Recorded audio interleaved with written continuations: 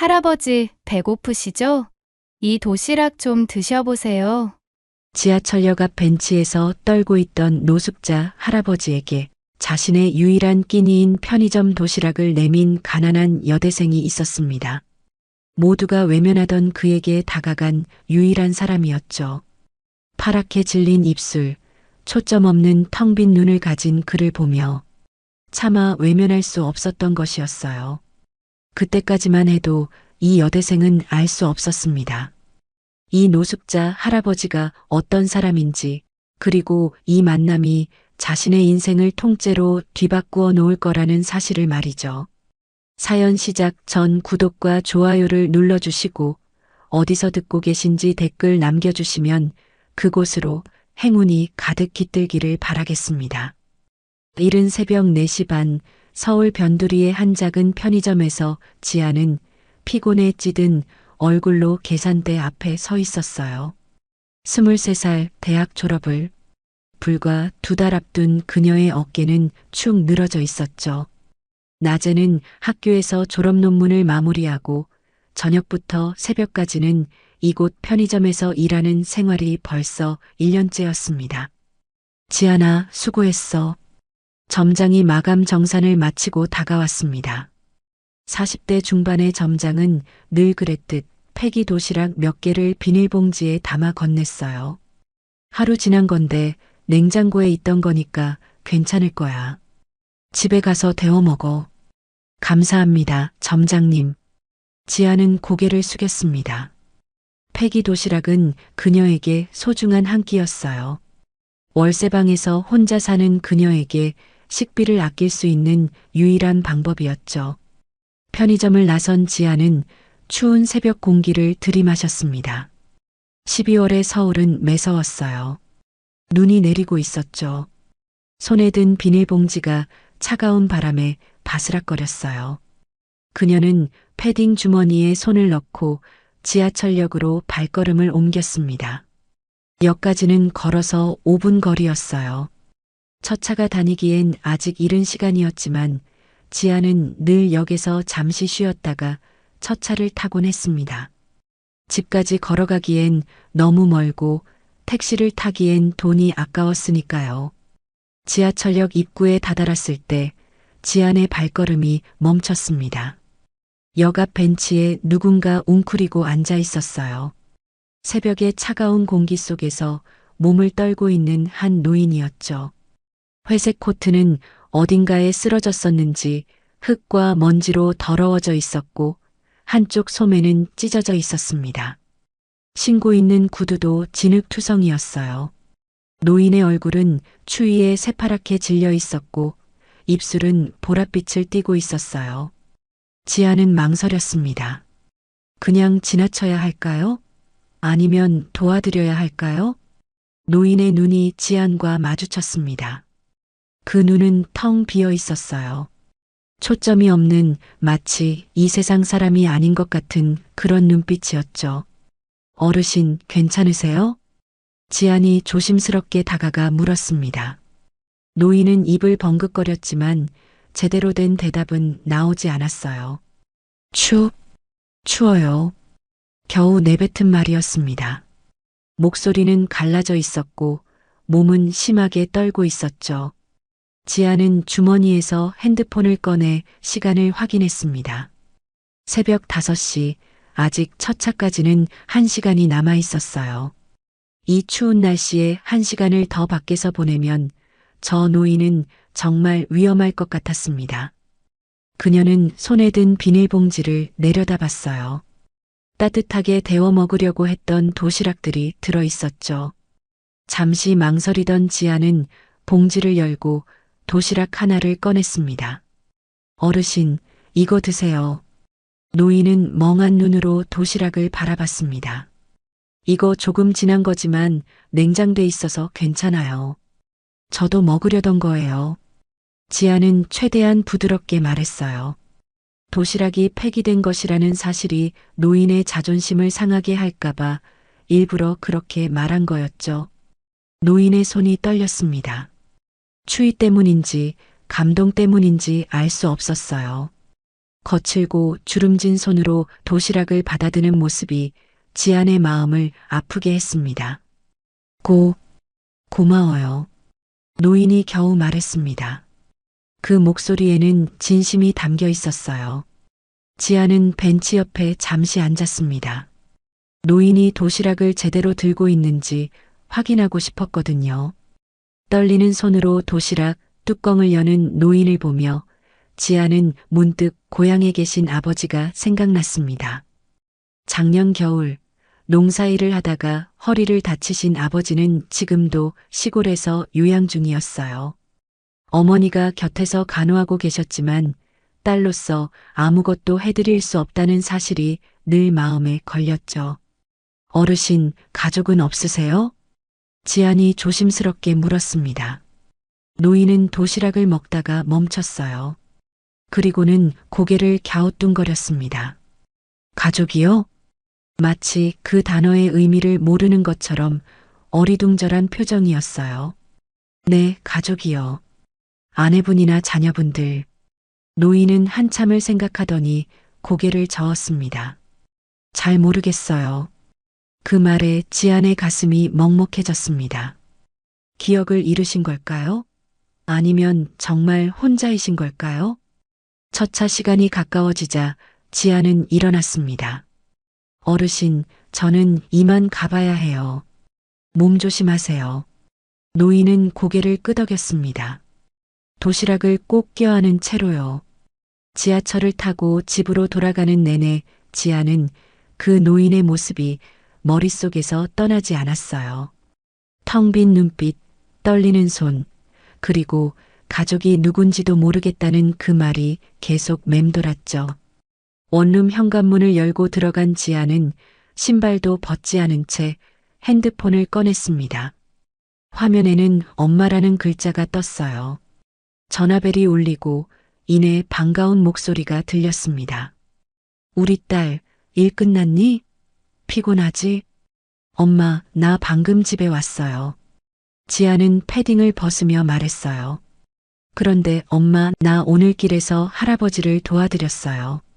추운 데서 떨고 계셔서 도시락 하나 드렸어요. 어머, 그랬구나. 우리 딸 참 착하네. 어머니의 목소리에 따뜻함이 묻어났습니다. 아빠 생각이 나서 그냥 못 지나쳤어요. 혹시 저 노인도 누군가의 아버지일 텐데.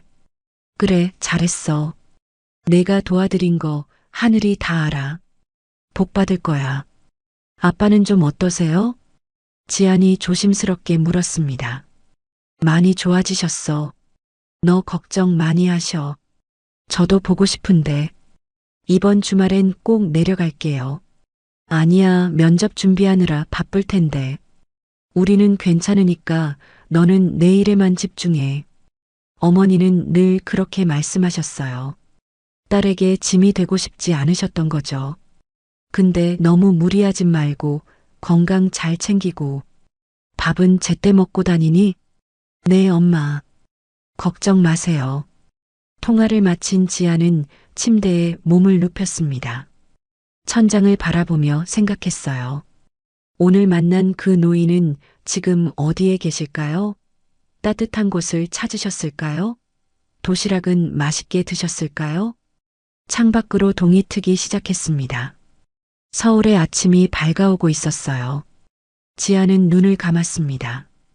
오전 수업에 가려면 적어도 2시간은 자야 했으니까요. 하지만 잠은 쉽게 오지 않았습니다. 머릿속엔 계속 그 노인의 모습이 아른거렸어요. 그렇게 피곤한 하루가 끝나고 또 다른 하루가 시작되려 하고 있었습니다. 대학생 이지안의 팍팍하지만 따뜻한 마음을 품은 일상이 계속되고 있었어요. 아침 7시 알람 소리에 지안은 간신히 눈을 떴습니다. 어젯밤 새벽에 도시락을 건넨 노인의 모습이 아직도 머릿속에 맴돌았어요. 겨우 2시간을 잔 탓에 온몸이 천근만근이었지만 오늘도 멈출 수 없었죠.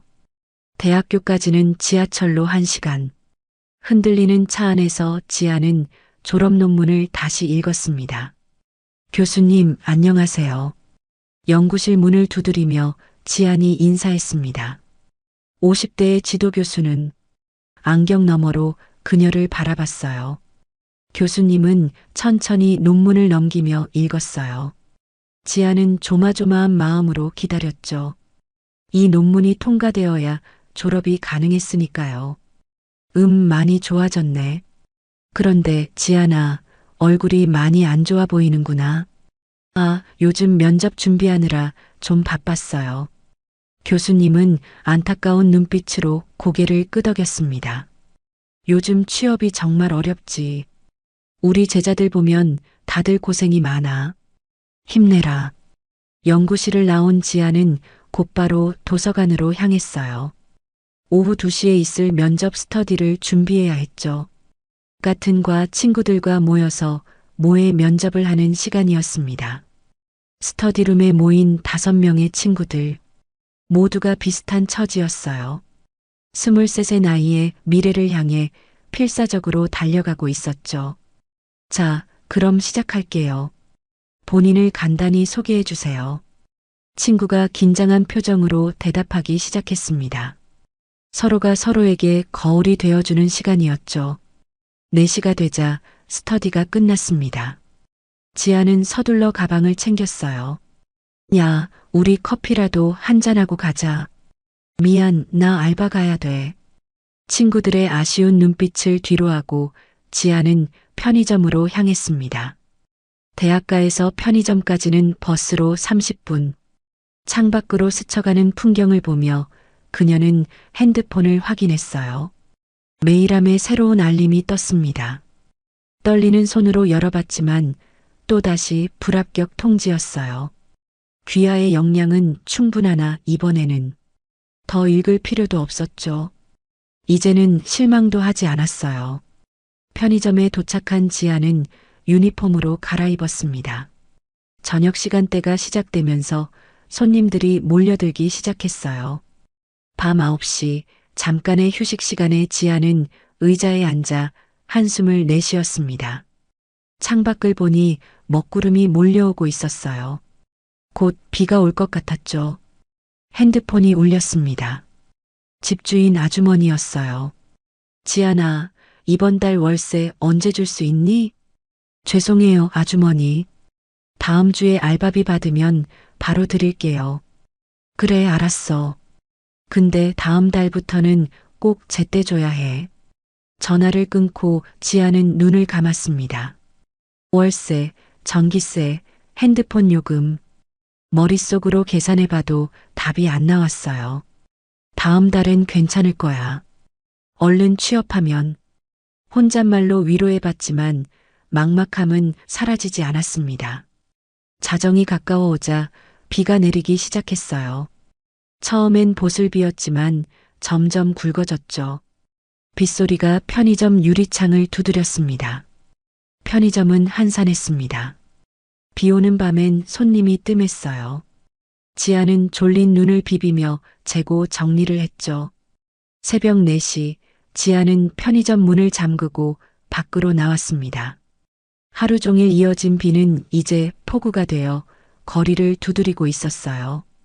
우산을 펼쳤지만 옆으로 치는 빗줄기에 바지가 금세 젖어들었죠. 피곤해 절은 몸을 이끌고 걷던 지아는 문득 발걸음을 멈췄습니다. 맞은편 상가 건물 처마 밑에 누군가 웅크리고 서 있었어요. 가로등 불빛에 비친 그 실루엣은 낯이 익었습니다. 그 노인이었어요. 이틀 전 새벽에 도시락을 드렸던 바로 그분이었죠. 회색 코트는 빗물에 흠뻑 젖어 무겁게 축 늘어져 있었고 백발의 머리에서는 빗물이 뚝뚝 떨어지고 있었습니다. 노인은 처마 아래 좁은 공간에서 몸을 최대한 움츠린 채 떨고 있었어요. 마치 버려진 강아지처럼 초라해 보였죠. 지안의 가슴이 먹먹해졌습니다. 이 추운 날씨에 이 비를 맞으며 밤을 지새우다니 도대체 어떤 사연이 있기에 이렇게 거리를 헤매고 계신 걸까요? 그녀는 우산을 들고 천천히 다가갔습니다. 빗소리가 워낙 커서인지 노인은 지안이 다가오는 것도 눈치채지 못했어요. 어르신. 지안이 조심스럽게 불렀습니다. 노인이 고개를 들었어요. 빗물인지 눈물인지 모를 것들이 주름진 얼굴을 타고 흘러내리고 있었죠. 그 텅 빈 눈빛은 여전했지만 오늘은 더욱 공허해 보였습니다. 아, 아가씨. 노인의 목소리는 추위에 떨려 제대로 나오지 않았어요. 입술은 새파랗게 질려 있었고 온몸이 부들부들 떨고 있었죠. 지아는 우산을 노인 쪽으로 기울였습니다. 자신의 어깨가 비에 젖는 것은 신경 쓰지 않았어요. 어르신, 이러시면 안 돼요. 감기 걸리세요. 노인은 멍한 눈으로 지안을 바라봤습니다. 무언가 말하려 했지만 추위에 이가 딱딱 부딪혀 제대로 된 말이 나오지 않았어요. 지안은 주위를 둘러봤습니다. 이 시간에 갈 수 있는 곳이 어디 있을까요? 그때 골목 끝에 있는 무인 카페 간판이 눈에 들어왔어요. 24시간 운영하는 곳이었죠. 어르신, 저기 무인 카페가 있어요. 따뜻한 자리에서 좀 쉬세요. 지아는 노인의 팔을 부축했습니다. 젖은 코트에서 축축한 감촉이 전해졌어요. 노인은 처음엔 망설이는 듯 했지만 지안의 부축을 받으며 천천히 걸음을 옮겼습니다. 무인 카페는 따뜻했어요. 문을 열자 히터에서 나오는 온기가 얼굴을 감쌌죠. 지아는 노인을 창가 자리로 안내했습니다. 여기 앉으세요. 노인은 의자에 털썩 주저앉았어요. 젖은 코트를 벗으려 했지만 손이 제대로 움직이지 않았죠. 지안이 조심스럽게 도와드렸습니다. 잠깐만요. 제가 따뜻한 거 주문할게요. 키오스크 앞에 선 지안은 지갑을 열었습니다. 통장엔 돈이 없었지만 현금으로 15,000원이 있었어요. 내일 교통비와 점심값으로 아껴둔 돈이었죠. 잠시 망설였지만 지아는 따뜻한 아메리카노 2잔을 주문했습니다. 그리고 진열대에 있던 샌드위치도 하나 골랐어요. 결제를 하는 손이 떨렸습니다. 이제 남은 돈은 5,000원 뿐이었죠. 커피를 들고 테이블로 돌아온 지아는 노인 앞에 컵을 놓았어요. 드세요. 따뜻해지실 거예요. 노인의 손은 여전히 떨리고 있었습니다. 컵을 잡는 것조차 힘들어 보였어요. 지아는 컵을 노인의 손에 조심스럽게 쥐어드렸습니다. 천천히 드세요. 첫 모금을 마신 노인의 얼굴에 미세한 변화가 일어났어요. 굳어있던 표정이 조금씩 풀리기 시작했죠. 따뜻한 커피가 얼어붙은 몸을 녹여주고 있었습니다. 고마워요. 노인이 힘겹게 말했습니다. 그 목소리엔 진심이 담겨 있었어요. 지아는 샌드위치를 노인 앞으로 밀었습니다. 이것도 드세요. 배고프실 텐데. 노인은 떨리는 손으로 샌드위치를 들었어요. 한 입 베어 물자 눈물이 주르륵 흘러내렸습니다. 왜 우는지 본인도 모르는 것 같았어요. 지안의 마음이 아팠습니다. 저 노인도 한때는 누군가의 아들이었고 아버지였고 남편이었을 텐데 지금은 왜 이렇게 혼자 거리를 헤매고 계신 걸까요? 어르신, 집이 어디세요? 가족분들이 걱정하실 텐데. 노인은 고개를 갸웃거렸습니다. 마치 가족이라는 단어가 낯선 것처럼요. 집이요? 잘 모르겠어요. 지아는 한숨을 삼켰습니다. 기억을 잃으신 건 확실해 보였어요. 치매이신 걸까요? 아니면 충격적인 일을 겪으신 걸까요? 창밖으론 여전히 비가 쏟아지고 있었습니다. 무인 카페 안은 고요했어요. 커피 머신 소리와 빗소리만이 공간을 채우고 있었죠. 지아는 시계를 봤습니다. 새벽 4시 반이 넘었어요. 몇 시간 뒤면 학교에 가야 했지만 노인을 이렇게 두고 갈 수는 없었습니다. 어르신, 비가 그칠 때까지 여기 계세요. 제가 우산 하나 더 사다 드릴게요. 지안이 일어서려 하자 노인이 떨리는 손으로 그녀의 소매를 잡았어요. 고마워요. 정말 고마워요. 노인은 힘겹게 고개를 숙였습니다. 그 모습에 지안의 눈시울이 뜨거워졌어요. 아니에요, 어르신. 별거 아니에요. 지안은 다시 자리에 앉았습니다. 그리고는 따뜻한 커피를 한 모금 마셨어요. 피곤함이 밀려왔지만 이상하게도 마음은 따뜻했습니다. 카페 유리창엔 빗방울이 흘러내리고 있었어요. 그 너머로 보이는 거리는 텅 비어 있었죠. 이 도시에서 새벽을 함께 보내는 두 사람. 한 명은 가난한 청춘이고 한 명은 기억을 잃은 노인이었습니다. 지아는 노인을 바라봤어요. 따뜻한 커피를 마시며 조금씩 안정을 찾아가는 모습이 안심이 되었죠. 이것이 일시적인 선의일까요? 아니면 무언가 더 깊은 인연의 시작일까요? 지아는 알 수 없었습니다. 하지만 한 가지는 확실했어요. 이 노인을 그냥 지나칠 수는 없다는 것을요. 창밖의 비는 조금씩 잦아들고 있었습니다. 새벽의 끝이 보이기 시작했어요. 하지만 지안의 마음속엔 이제 막 피어나기 시작한 무언가가 있었습니다. 그것은 단순한 연민을 넘어선 진정한 관심이었어요. 다음 날 오후 지안은 학교에서 돌아오는 길에 공원을 지나가고 있었습니다. 어젯밤 무인 카페에서 헤어진 후 그 노인이 계속 마음에 걸렸어요. 혹시 또 비를 맞으며 어디선가 떨고 계시는 건 아닐까 하는 걱정이 들었죠.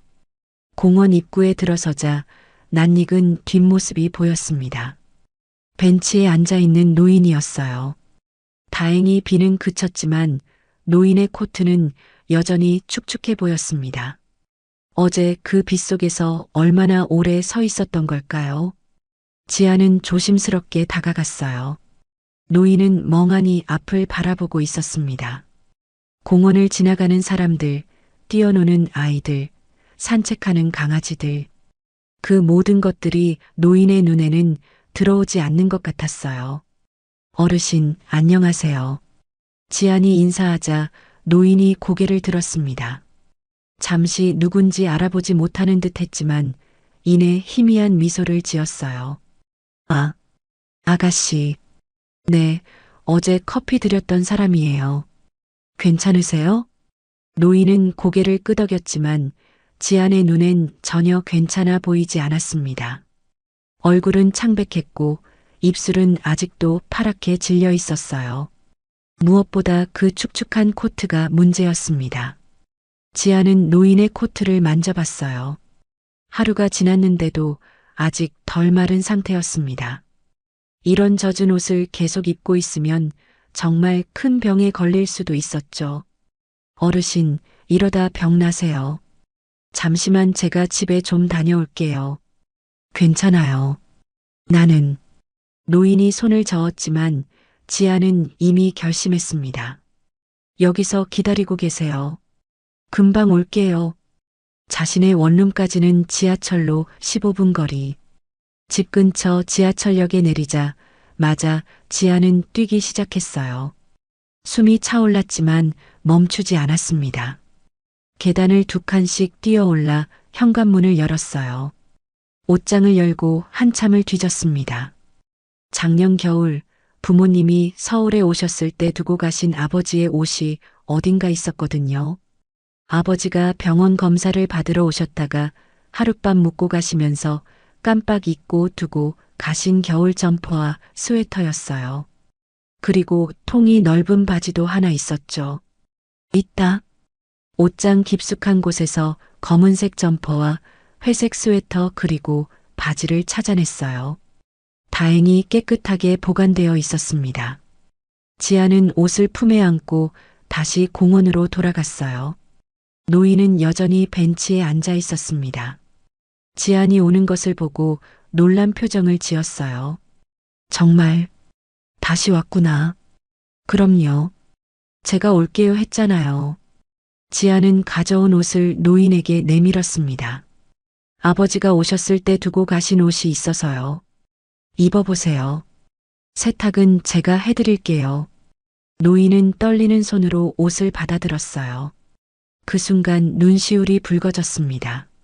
누군가 이렇게 자신을 돌봐준 게 얼마만인지 기억도 나지 않았거든요. 이런 걸 어떻게 일단 갈아입으세요. 화장실은 저쪽에 있어요. 노인이 화장실로 들어간 사이 지아는 벤치에 앉아 기다렸습니다. 이상하게도 마음이 뿌듯했어요. 누군가를 돕는다는 건 이런 기분이었나 싶었죠. 잠시 후 노인이 나왔습니다. 아버지의 옷이 조금 크긴 했지만 젖은 코트보다는 훨씬 나아 보였어요. 무엇보다 따뜻해 보여서 다행이었죠. 딱 맞네요. 따뜻하죠? 노인은 고개를 끄덕이며 미소를 지었어요. 그 미소가 어제보다 조금 더 밝아 보였습니다. 자, 이제 빨래하러 가요. 여기 근처에 무인 빨래방이 있어요. 지아는 노인이 벗은 젖은 코트를 들고 앞장섰습니다. 노인은 조용히 따라왔어요.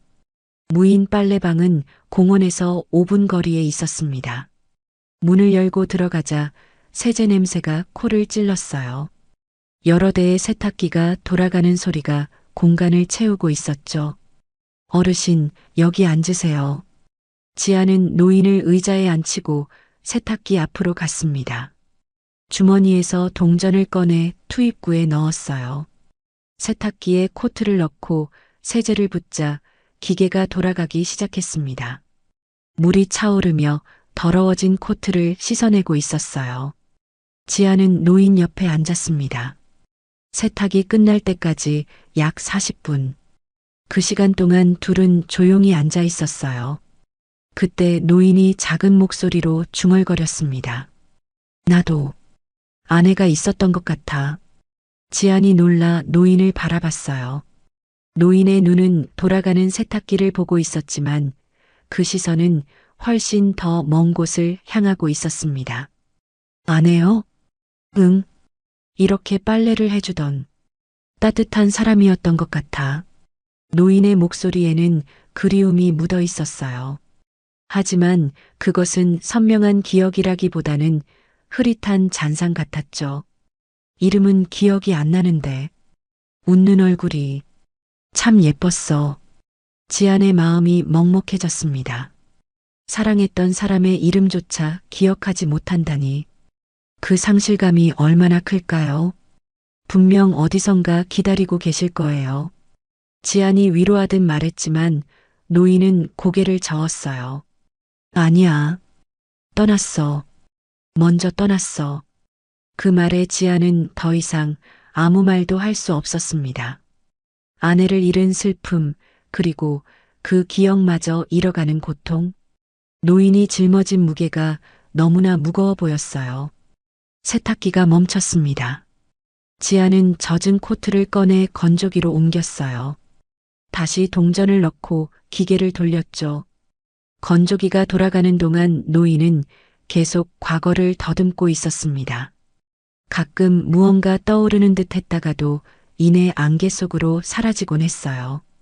집이 큰 집이었던 것 같은데 정원이 있었나? 꽃이 많았던 것 같아. 단편적인 기억들이 조각조각 흘러나왔습니다. 하지만 그것들을 하나로 이어줄 실마리는 없었어요. 건조가 끝나자 지아는 따뜻해진 코트를 꺼냈습니다. 폭신하고 보송보송해진 코트를 노인에게 건네며 말했어요. 자, 이제 깨끗해졌어요. 따뜻할 거예요. 노인은 코트를 받아들고 한참을 바라봤습니다. 그리고는 천천히 입었어요. 따뜻한 코트가 몸을 감싸자 노인의 얼굴에 안도감이 번졌죠. 고마워. 정말 고마워. 빨래방을 나온 두 사람은 다시 공원으로 향했습니다. 해가 기울기 시작했고 공원엔 저녁 산책을 나온 사람들이 하나둘 늘어나고 있었어요. 어르신, 오늘은 어디서 주무실 거예요? 지안이 조심스럽게 물었습니다. 노인은 잠시 생각하다가 고개를 저었어요. 몰라. 그냥 어디든. 그 대답에 지아는 가슴이 아팠습니다. 하지만 자신이 할 수 있는 일에는 한계가 있었어요. 당장 자신도 월세를 내기 힘든 처지였으니까요. 그럼 조심하세요. 추우면 따뜻한 곳으로 가세요. 지안이 돌아서려 하자 노인이 다시 말했습니다. 아가씨, 정말 고마워. 이런 친절을 받은 게 얼마만인지. 지안은 미소를 지으며 손을 흔들었어요. 그리고 집으로 향했습니다. 원룸에 돌아온 지안은 침대에 털썩 주저앉았어요. 오늘 하루도 정신없이 바빴습니다. 학교, 도서관, 그리고 노인을 돌보는 일까지. 피곤했지만 이상하게도 마음은 따뜻했어요. 핸드폰을 꺼내 어머니에게 전화를 걸었습니다. 신호음이 울리다가 반가운 목소리가 들렸어요. 우리 딸, 오늘도 수고했지? 엄마, 나 오늘 그 노인분께 아빠 옷을 드렸어. 지안이 오늘 있었던 일을 이야기하자 어머니는 잠시 말이 없었어요. 예전에 엄마 아빠 오셨을 때 두고 가셨더라고. 가족이 있으신 것 같은데 못 찾고 계신 건 아닐까? 그랬구나. 그런데 너는 괜찮아? 엄마가 못 도와줘서 미안해. 어머니의 목소리에 걱정이 묻어났습니다. 딸이 혼자서 고생하는 게 늘 마음에 걸렸거든요. 응, 난 괜찮으니까 걱정하지 말아요. 나 꼭 취직해서 엄마랑 아빠 편하게 해줄게. 계속 면접 보고 있으니까 걱정 마요. 그래, 우리 딸. 너무 무리하지 말고. 아빠는 어때요? 오늘은 좀 나아지신 것 같아. 조금씩 걸으시기도 하고. 다행이네. 곧 나아질 거예요. 통화를 마친 지아는 눈을 감고 한숨을 내쉬었습니다. 시골에 계신 부모님, 일자리를 찾지 못하는 자신, 그리고 기억을 잃고 거리를 헤매는 노인. 모두가 각자의 무게를 짊어지고 살아가고 있었어요. 하지만 그 무게 속에서도 따뜻함은 있었습니다. 노인을 도우며 느낀 뿌듯함, 어머니의 걱정 어린 목소리, 그리고 누군가의 아버지였을 그 노인의 희미한 기억들. 지아는 창밖을 바라봤어요. 어둠이 내리기 시작한 도시의 불빛들이 하나둘 켜지고 있었습니다. 저 불빛들 아래 각자의 이야기를 품고 살아가는 사람들이 있겠죠. 내일은 또 어떤 하루가 될까요? 그리고 그 노인은 무사히 밤을 보낼 수 있을까요? 그날 밤 지아는 침대에 누워서도 잠을 이룰 수 없었습니다. 천장을 바라보며 계속해서 그 노인의 모습이 떠올랐어요. 아버지의 옷을 입고 세탁소에서 나도 아내가 있었던 것 같아라고 말씀하시던 그 떨리는 목소리가 귓가에 맴돌았죠. 지아는 이불을 걷어차고 일어났습니다. 핸드폰을 켜서 시간을 확인했어요. 새벽 2시. 내일은 오전 10시에 학교에서 졸업 논문 최종 발표가 있었지만 지금은 그것조차 신경 쓰이지 않았습니다. 분명히 가족이 계실 거야. 지아는 혼잣말을 하며 핸드폰을 내려놓았어요. 그리고 다시 눈을 감았지만 노인의 텅 빈 눈빛이 어둠 속에서도 선명하게 보였습니다. 다음 날 오후 졸업 논문 발표를 마친 지아는 서둘러 학교를 나섰습니다. 가방을 메고 뛰다시피 걸어서 공원으로 향했어요. 혹시 노인이 어제 그 벤치에 앉아 계실까 싶어서였죠. 공원 입구에 들어서자마자 지안의 눈에 낯익은 뒷모습이 보였습니다. 검은색 점퍼를 입은 노인이 벤치에 앉아 멍하니 앞을 바라보고 계셨어요. 아버지의 옷이었습니다. 그 모습을 보자 지안의 가슴이 뭉클해졌어요. 어르신, 지안이 다가가며 불렀습니다. 노인은 천천히 고개를 돌렸어요. 지안을 보자 희미하게 미소를 지으셨죠. 아가씨. 네, 저예요. 어제 옷 드렸던 사람이요. 지안은 노인 옆에 앉았습니다. 노인의 얼굴을 자세히 살펴봤어요. 어제보다는 조금 나아 보였지만 여전히 초점 없는 눈빛은 그대로였습니다. 어르신, 제가 오늘 경찰서에 같이 가보면 어떨까요? 가족분들이 분명히 찾고 계실 거예요. 노인은 고개를 갸우뚱거렸습니다. 경찰서라는 단어가 낯선 듯 했어요. 경찰서요? 네. 거기 가면 실종 신고가 들어왔는지 확인할 수 있어요. 어르신 가족분들이 찾고 계실 수도 있잖아요. 노인은 잠시 생각하다가 천천히 고개를 끄덕였습니다. 지아는 노인의 팔을 부축하며 일어섰어요. 다행히 공원에서 가까운 곳에 파출소가 있었습니다. 15분쯤 걸어서 파출소에 도착했어요. 문을 열고 들어서자 젊은 경찰관 한 명이 책상에 앉아 서류를 보고 있었습니다. 안녕하세요. 지안이 인사하자 경찰관이 고개를 들었어요. 네, 무슨 일이세요? 저기, 이분이 기억을 잃으신 것 같아서요. 혹시 실종 신고가 들어온 게 있는지 확인해 주실 수 있을까요? 경찰관은 노인을 바라봤습니다. 그리고 일어나서 가까이 다가왔어요. 어르신, 성함이 어떻게 되세요? 노인은 입을 벙긋거렸지만 대답이 나오지 않았습니다. 한참을 생각하시더니 고개를 저으셨어요. 모르겠어요. 경찰관은 지안을 바라보며 물었습니다. 언제부터 이러셨어요? 정확히는 모르겠어요.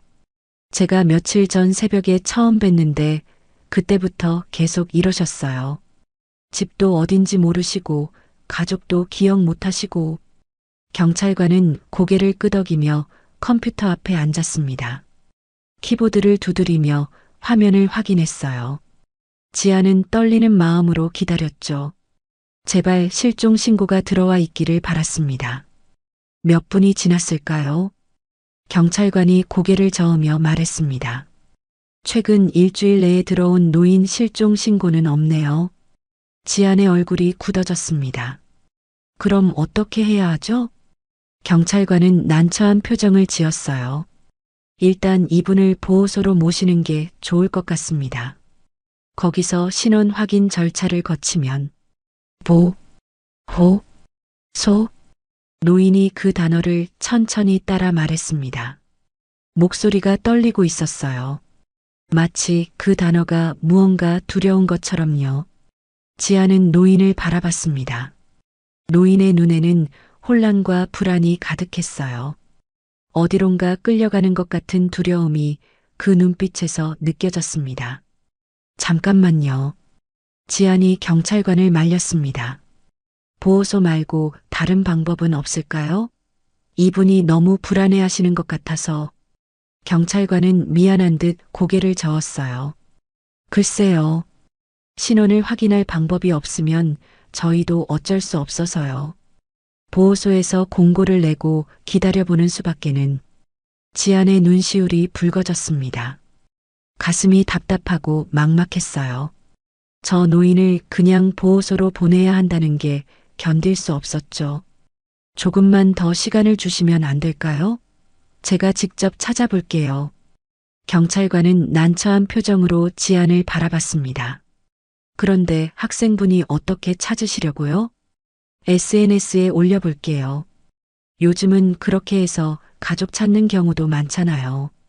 제발 일주일만 시간을 주세요. 경찰관은 잠시 고민하다가 한숨을 쉬었어요. 알겠습니다. 일주일 드릴게요. 그때까지 연락이 없으면 저희가 조치를 취하겠습니다. 감사합니다. 지아는 고개를 숙여 인사했습니다. 그리고 노인의 손을 잡았어요. 어르신, 걱정하지 마세요. 제가 꼭 가족분들 찾아드릴게요. 파출소를 나온 두 사람은 다시 공원으로 향했습니다. 해가 기울기 시작했고 공원엔 저녁 산책을 나온 사람들이 하나둘 보이기 시작했어요. 어르신, 오늘은 무인 카페에서 주무실 수 있을까요? 제가 자리 잡아드릴게요. 노인은 고개를 끄덕였습니다. 지아는 노인을 무인 카페로 데려갔어요. 구석 자리에 앉히고 따뜻한 아메리카노 한 잔을 주문했죠. 지갑에 남은 돈이 별로 없었지만 지금은 그런 게 중요하지 않았습니다. 여기서 편하게 계세요. 제가 내일 다시 올게요. 고마워요. 노인의 목소리에는 진심이 담겨 있었어요. 지아는 미소를 지으며 카페를 나섰습니다. 집으로 돌아가는 지하철 안에서 지아는 핸드폰을 꺼냈습니다.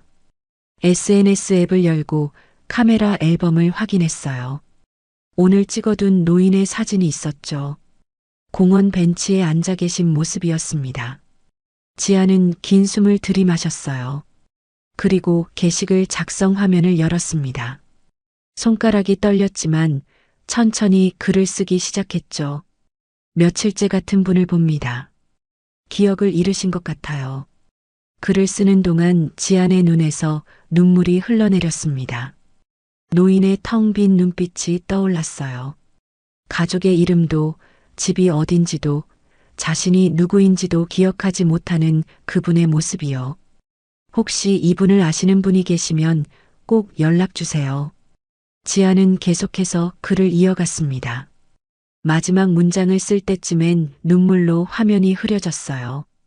추운 겨울, 누군가의 가족이 이곳에서 기다리고 있을지도 몰라요. 손가락이 떨렸습니다. 업로드 버튼을 누르려다가 잠시 멈췄어요. 이게 정말 효과가 있을까요? 이렇게 막연한 방법으로 가족을 찾을 수 있을까요? 하지만 지금으로선 이 방법밖에 없었습니다. 지아는 눈을 감고 작은 소리로 중얼거렸어요. 제발, 제발 이 글을 보시는 분 중에 아시는 분이 계시길. 그리고 업로드 버튼을 눌렀습니다. 화면에 게시글이 올라갔어요. 지아는 한동안 그 화면을 바라봤습니다. 지하철에서 내려 집까지 걸어가는 동안에도 계속 핸드폰을 확인했어요. 아직 댓글이나 연락은 없었죠. 당연했습니다. 올린 지 겨우 10분밖에 안 됐으니까요. 원룸 현관문을 열고 들어간 지아는 신발도 제대로 벗지 않은 채 침대에 털썩 주저앉았습니다. 온몸에 피로가 밀려왔어요. 오늘 하루가 너무나 길게 느껴졌죠. 핸드폰이 울렸습니다. 엄마였어요. 지아는 전화를 받았습니다. 엄마, 우리 딸 오늘 발표 잘했니? 어머니의 다정한 목소리가 들렸어요. 지아는 그제야 오늘이 졸업 논문 발표 날이었다는 걸 떠올렸습니다. 응, 잘했어. 목소리가 왜 그러니? 무슨 일 있어? 아니야, 괜찮아. 그냥 좀 피곤해서. 지아는 오늘 있었던 일을 이야기했어요. 노인과 경찰서에 갔던 것, 실종 신고가 없었던 것, 그리고 SNS에 글을 올렸다는 것까지요. 너 정말 착하다, 우리 딸. 그런데 너무 무리하지는 마. 내 건강도 챙겨야지. 알아, 엄마. 근데 그냥 못 지나치겠더라. 계속 아빠 생각이 나서. 어머니는 한숨을 쉬었습니다. 그래, 알아. 엄마도 내 마음 이해해. 근데 지아나, 세상엔 내가 다 도울 수 없는 일들도 많단다. 알아, 엄마. 근데 이분만큼은 꼭 도와드리고 싶어. 통화를 마친 지아는 다시 핸드폰을 확인했습니다. 게시글에 댓글이 몇 개 달려 있었어요. 대부분 응원의 댓글이었죠. 좋은 일 하시네요. 공유할게요. 저도 퍼갈게요. 꼭 가족 찾으셨으면 좋겠어요. 지아는 작은 희망을 느꼈습니다. 사람들이 공유해주고 있었어요. 이 글이 퍼져나가면 혹시 노인의 가족이 볼 수도 있지 않을까요? 침대에 누운 지아는 핸드폰을 가슴에 올려놓고 천장을 바라봤습니다. 피곤했지만 잠은 오지 않았어요. 계속해서 노인의 모습이 떠올랐죠. 제발, 제발 가족분들이 이 글을 보셨으면. 지아는 눈을 감았습니다. 어둠 속에서 작은 기도를 올렸어요. 누군가에게 닿기를 바라는 간절한 마음이었죠. 핸드폰 화면이 어둠 속에서 희미하게 빛나고 있었습니다. 그 빛은 작았지만 절망 속에서 피어나는 희망의 불빛 같았어요. 지아는 그 빛을 바라보며 천천히 잠에 빠져들었습니다. 내일은 어떤 소식이 올까요? 누군가 이 글을 보고 연락을 해올까요? 알 수 없는 미래였지만 지안의 마음속엔 작은 희망이 타오르고 있었습니다.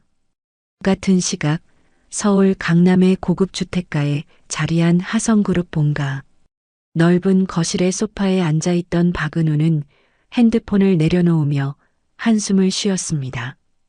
할아버지께 전화를 걸었지만 여전히 전원이 꺼져 있다는 안내 멘트만 들렸어요. 또 안 받으시네. 은우는 시계를 확인했습니다. 저녁 8시. 할아버지가 집을 나선 지 벌써 나흘째였어요. 바로 그때 계단에서 발소리가 들렸습니다. 은우의 아버지인 박진수 부회장과 어머니가 함께 내려오고 있었어요. 두 분의 얼굴에는 걱정이 가득했죠. 은우야, 할아버지한테 연락됐니? 아버지가 다급하게 물었습니다. 은우는 고개를 저었어요. 아니요, 아버지. 아직도 전화가 안 돼요. 어머니가 소파에 앉으며 말했습니다. 며칠 전에 혼자 묘소에 다녀오신다고 하셨잖아요. 그때 이상하다 싶었어요. 보통은 우리 중 누군가랑 같이 가시는데 아버지는 창밖을 바라보며 입술을 깨물었습니다. 그때 제가 말렸어야 했는데 혼자 가시겠다고 하셔서 나이도 있으신데 왜 혼자 가시려는 건지 은우가 일어서며 말했습니다. 제가 내일 아침 일찍 묘소 쪽으로 가볼게요. 혹시 근처 어디선가 머물고 계실 수도 있잖아요. 어머니가 고개를 끄덕였어요. 그래, 그게 좋겠다. 나도 같이 갈게. 아니에요, 어머니. 제가 혼자 다녀올게요. 어머니는 여기서 혹시 할아버지 연락 오시면 바로 받으셔야죠. 아버지는 소파에 앉으며 깊은 한숨을 쉬었습니다. 손으로 얼굴을 문지르는 모습이 지쳐 보였어요. 요즘 아버지 건강이 많이 안 좋으신 것 같더라. 어머니 돌아가신 후로 기운이 없으셔. 그러게요. 식사도 제대로 안 하시고. 어머니의 목소리가 떨렸습니다. 할머니가 돌아가신 지 이제 2달밖에 안 됐어요. 그 충격이 할아버지께 너무 컸던 거죠. 은우는 다시 소파에 앉았습니다. 걱정이 되어 잠도 제대로 못 잤어요. 할아버지는 은우에게 단순한 할아버지 이상이었습니다. 어린 시절부터 은우를 각별히 아껴주셨고 회사 일도 직접 가르쳐 주셨죠. 할아버지, 어디 계신 거예요? 은우는 작은 소리로 중얼거렸습니다. 시간은 계속 흘러갔지만 할아버지로부터는 아무런 연락도 없었어요. 밤 10시가 넘어서자 아버지가 일어섰습니다. 일단 오늘은 자고 내일 아침에 움직이자. 은우야, 너도 일찍 자. 네, 아버지. 하지만 은우는 잠을 잘 수가 없었습니다. 방으로 올라가서도 침대에 누워 천장만 바라봤어요. 할아버지의 얼굴이 계속 떠올랐죠. 새벽까지 뒤척이던 은우는 핸드폰을 집어들었습니다. 창밖으로는 동이 트고 있었죠. 은우는 무심코 SNS를 열었어요. 피드를 내리다가 어떤 게시글이 눈에 들어왔죠. 며칠째 같은 분을 봅니다. 기억을 잃으신 것 같아요. 은우는 무심코 그 글을 클릭했습니다. 그리고 사진을 보는 순간 온몸이 얼어붙었어요. 이게 뭐지? 사진 속의 노인. 검은색 점퍼를 입고 공원 벤치에 앉아있는 그 모습. 은우의 손이 떨렸습니다. 다시 한번 사진을 확대해서 봤어요. 틀림없었습니다. 할아버지, 할아버지잖아. 은우는 벌떡 일어나 방문을 열고 복도로 뛰어나갔습니다. 계단을 뛰어내려가며 소리쳤어요. 아버지, 어머니. 방에서 주무시고 계시던 부모님이 깜짝 놀라 나오셨어요. 왜 그러니, 은우야? 할아버지 찾았어요. 은우는 숨을 헐떡이며 핸드폰을 내밀었습니다. 화면에는 지안이 올린 게시글이 떠 있었어요. 아버지가 핸드폰을 받아들고 사진을 봤습니다. 그리고 눈이 커졌어요. 이게 아버지시잖아. 어머니도 옆에서 화면을 보더니 손으로 입을 막았습니다. 어머, 정말 정말 아버님이세요. 은우는 다급하게 말했습니다. 지금 바로 경찰에 연락해야 해요. 이 글 올린 사람한테도 연락하고. 아버지는 이미 자신의 핸드폰을 꺼내 들고 있었어요. 떨리는 손으로 번호를 눌렀습니다. 여보세요, 경찰서죠? 저희 아버지를 찾고 있는데요.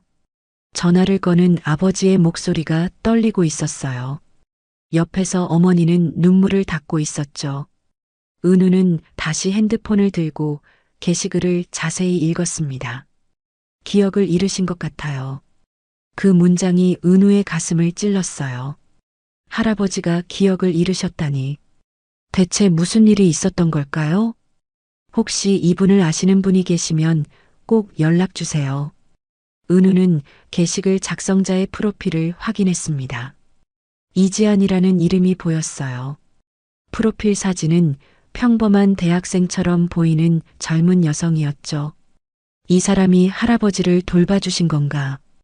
은우는 게시글에 달린 댓글들을 읽었습니다. 수백 개의 댓글이 달려 있었고 공유도 많이 되어 있었어요. 사람들의 따뜻한 응원 메시지들이 가득했죠. 아버지가 전화를 끊었습니다. 경찰서에서 지금 확인 중이래.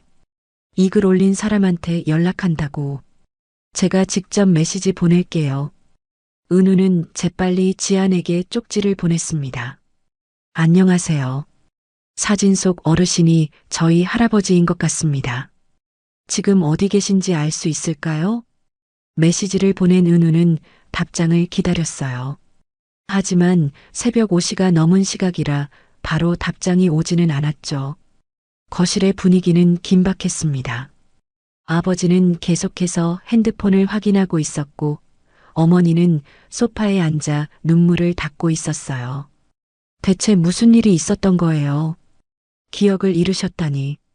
어머니의 목소리가 떨렸습니다. 은우도 이해할 수가 없었어요. 할아버지는 항상 정정하셨고 기억력도 좋으셨는데 대체 무슨 일이 일어난 걸까요? 그때 아버지의 핸드폰이 울렸습니다. 발신자는 경찰서였어요. 여보세요. 아버지가 다급하게 전화를 받았습니다. 잠시 통화를 하더니 고개를 끄덕였어요. 네, 알겠습니다. 지금 바로 가겠습니다. 전화를 끊은 아버지가 말했습니다. 경찰서에서 그 학생한테 연락했대. 지금 경찰서로 오래. 은우는 소파에서 일어나 세수를 하러 갔습니다. 거울 속의 자신은 피곤해 보였지만 지금은 그런 게 중요하지 않았어요. 세 사람은 차에 올라탔습니다. 경찰서까지는 차로 30분 거리였어요. 운전을 하는 은우의 손이 떨리고 있었죠. 곧 뵐 수 있을 거예요, 아버지. 차 안은 조용했습니다. 세 사람 모두 각자의 생각에 잠겨 있었죠. 할아버지를 만나면 뭐라고 말씀드려야 할까요? 왜 연락을 안 하셨냐고 물어봐야 할까요? 하지만 그보다 중요한 건 할아버지가 무사하신지였습니다. 기억을 잃으셨다는 그 말이 계속 은우의 머릿속을 맴돌았어요. 드디어 경찰서가 보였습니다. 차가 주차장에 들어서자 은우의 심장이 빠르게 뛰기 시작했어요. 곧 할아버지를 만날 수 있다는 기대감과 불안감이 교차했죠. 세 사람은 차에서 내려 경찰서 입구로 향했습니다. 이제 곧 모든 게 밝혀질 거예요. 할아버지에게 무슨 일이 있었는지, 왜 기억을 잃으셨는지, 그리고 이 며칠 동안 어디에 계셨는지. 은우는 깊은 숨을 들이마셨습니다. 그리고 경찰서 문을 열었어요. 아침 7시 지아는 경찰서 대기실 의자에 앉아 있었습니다. 옆에는 노인이 조용히 앉아 계셨어요. 새벽에 경찰서에서 온 연락을 보고 아침 일찍 함께 이곳에 온 거였죠. 어르신, 곧 가족분들 오실 거예요. 조금만 기다리세요. 지안이 부드럽게 말했습니다. 노인은 고개를 끄덕였지만 여전히 불안한 표정이었어요. 자신을 찾아온다는 가족이 누군지 기억나지 않았거든요. 지아는 노인의 손을 꼭 잡았습니다. 떨리는 손이 느껴졌어요. 지안의 가슴도 두근거렸죠. 과연 어떤 가족분들이 오실까요? 노인은 어떤 삶을 사셨던 걸까요? 그때 대기실 문이 열렸습니다. 세 사람이 들어왔어요. 50대로 보이는 부부와 20대 후반쯤 되어 보이는 젊은 남성이었습니다. 세 사람 모두 급하게 달려온 듯 숨이 가빠 보였어요. 젊은 남성의 시선이 노인에게 고정됐습니다. 그의 얼굴이 일그러졌어요. 믿을 수 없다는 표정이었죠. 할아버지, 떨리는 목소리였습니다. 그 목소리를 들은 순간 노인의 몸이 굳었어요. 할아버지, 젊은 남성이 노인에게 달려왔습니다.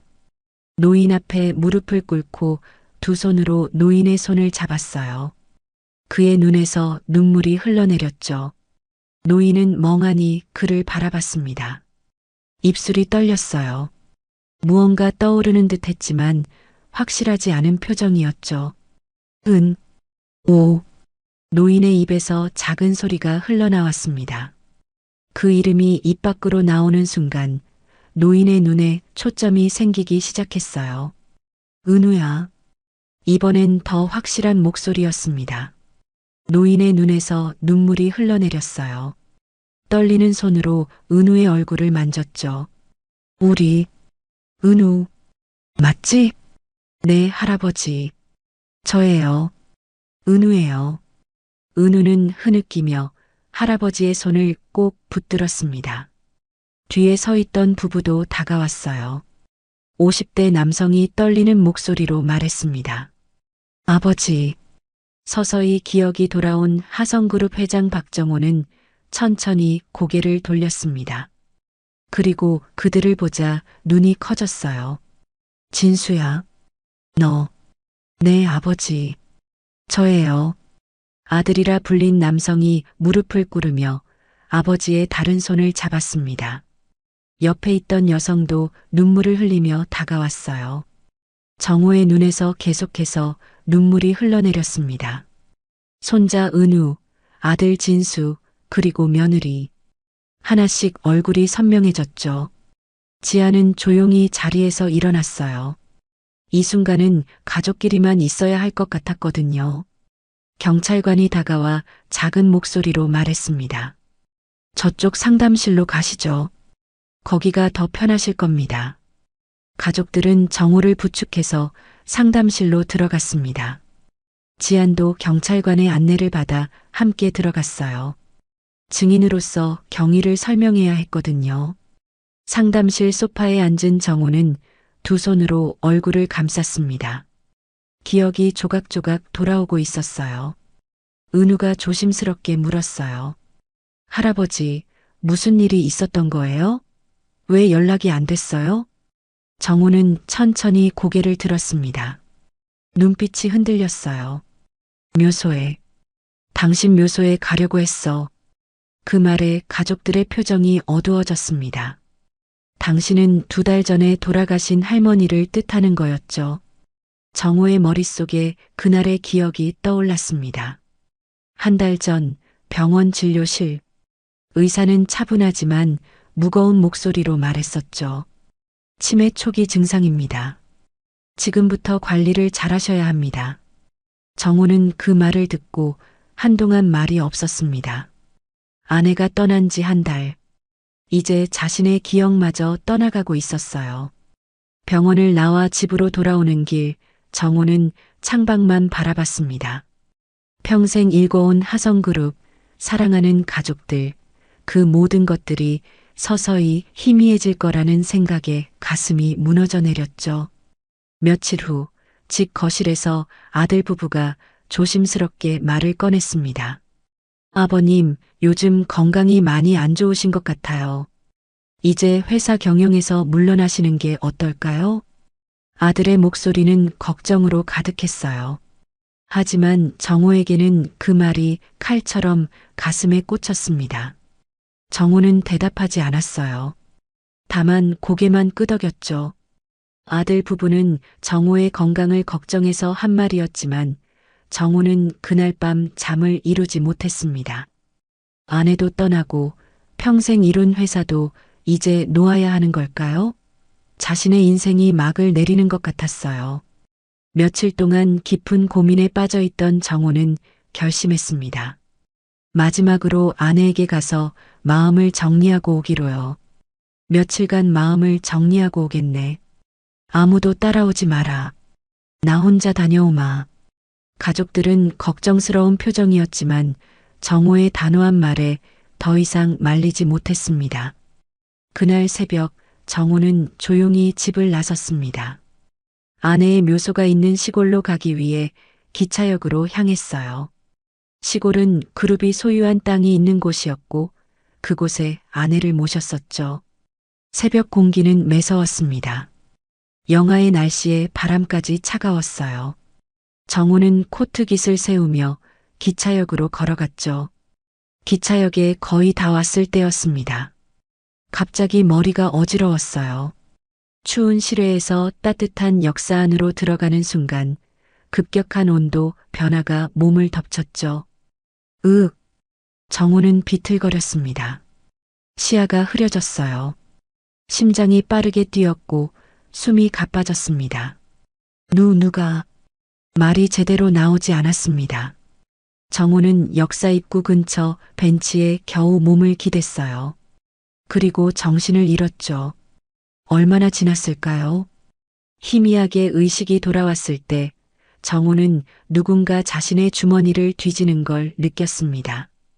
하지만 몸을 움직일 수가 없었어요. 핸드폰이 빠져나갔습니다. 지갑도 빠져나갔어요. 정호는 손을 뻗으려 했지만 힘이 하나도 없었죠. 소매치기는 재빨리 사라졌습니다. 정호가 완전히 정신을 차린 건 그로부터 한참 후였어요. 역사밖이었습니다. 누군가 쓰러진 정호를 밖으로 옮긴 모양이었죠. 정호는 몸을 일으켰습니다. 주머니를 더듬었어요. 아무것도 없었습니다. 더 충격적인 건 그 다음이었습니다. 정호는 주위를 둘러봤어요. 여기가 어딘지 전혀 기억나지 않았습니다. 나는 어디로 가려고 했지? 기억이 사라졌습니다. 이름도, 집도, 가족도, 방금 전까지의 모든 기억이 하얗게 지워진 것처럼 아무것도 떠오르지 않았어요. 정호는 공포에 휩싸였습니다. 떨리는 다리로 일어나 거리를 헤맸죠. 추운 겨울바람이 얼굴을 때렸습니다. 그날 밤 정호는 지하철역 벤치에서 떨고 있었습니다. 어디로 가야 할지 몰랐거든요. 그때 한 젊은 여성이 다가왔어요. 어르신, 괜찮으세요? 따뜻한 목소리였습니다. 정호는 그 여성을 올려다봤어요. 이거 드세요. 여성이 도시락을 건넸습니다. 이거 조금 지난 거지만 냉장돼 있어서 괜찮아요. 저도 먹으려던 거예요. 그 순간 정호는 느꼈습니다. 이 차가운 세상에도 아직 따뜻한 사람이 있다는 걸요. 그 다음 날 다시 그 여성을 만났습니다. 비 오는 밤이었어요. 여성은 정호를 무인 카페로 데려가 주었죠. 또 그 다음 날 여성은 따뜻한 옷을 가져다 주었습니다. 그리고 빨래까지 해주었어요. 상담실에서 정호는 그 모든 기억을 떠올렸습니다. 그리고 지안을 바라봤어요. 이 아가씨가 나를 살려줬어. 정호의 목소리가 떨렸습니다. 기차역에서 쓰러졌어. 그리고 소매치기를 당했지. 다음 날부터 이 아가씨를 만났고 지안은 고개를 숙였습니다. 눈시울이 뜨거워졌어요. 은우는 깊은 숨을 들이마셨습니다. 할아버지가 그런 일을 겪으셨다니 생각만 해도 끔찍했어요. 진수는 아버지의 손을 꼭 잡았습니다. 아버지, 치매라니 왜 말씀 안 하셨어요? 정호는 눈을 감았습니다. 미안하다. 너희들 걱정시키고 싶지 않았어. 며느리도 눈물을 흘리며 시아버지의 다른 손을 잡았어요. 이제는 저희가 더 잘 모실게요. 걱정하지 마세요. 정호는 고개를 끄덕였습니다. 그리고 다시 지안을 바라봤어요. 추운 겨울 아무도 신경 쓰지 않을 때 이 아가씨만이 나를 사람으로 봐줬어. 정호의 목소리에 진심이 담겨 있었습니다. 정말 고맙네. 경찰관이 서류를 정리하며 말했습니다. 실종 신고 접수하시고 병원 검진 받으시는 게 좋겠습니다. 치매 관리도 다시 시작하셔야 할 것 같습니다. 네, 바로 모시고 가겠습니다. 진수가 대답했습니다. 가족들은 정우를 일으켜 세웠어요. 은우가 할아버지의 팔을 부축했죠. 정우는 한 걸음 한 걸음 천천히 걸었습니다. 상담실 문을 나서며 정우는 뒤를 돌아봤습니다. 지안이 조용히 서서 그들을 바라보고 있었어요. 아가씨, 정말 고맙네.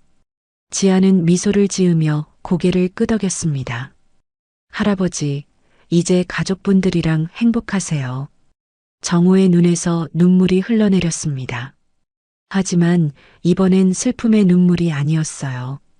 기쁨과 감사의 눈물이었죠. 가족들은 정우를 모시고 상담실을 나갔습니다. 지아는 그 뒷모습을 바라보며 가슴이 뭉클해졌어요. 잘됐다. 정말 잘됐어. 지아는 창밖을 바라봤습니다. 맑은 겨울 하늘이 펼쳐져 있었어요. 구름 한 점 없는 파란 하늘이었죠. 할아버지를 차에 태운 후 은우가 지안에게 달려왔습니다. 지안은 놀라서 멈춰 섰어요. 저기, 은우는 숨을 고르며 말했습니다. 꼭 살해하겠습니다. 정말 감사합니다. 은우의 목소리는 진심으로 가득했어요. 지아는 고개를 저으며 미소를 지었습니다. 아니에요. 저는 해야 할 일을 했을 뿐이에요. 아니에요. 요즘 같은 세상에서 이렇게 남을 돌봐주시는 분이. 은우의 말이 끊어졌습니다. 지안의 맑은 눈빛을 보자 할 말을 잃었어요. 지안은 여전히 미소를 띤 채 말했습니다. 할아버지가 가족분들 만나신 것만으로도 충분해요. 그게 제가 바랐던 거예요. 그 말을 남기고 지안은 돌아섰습니다. 경찰서 입구를 지나 거리로 걸어갔어요. 뒷모습이 점점 멀어졌죠.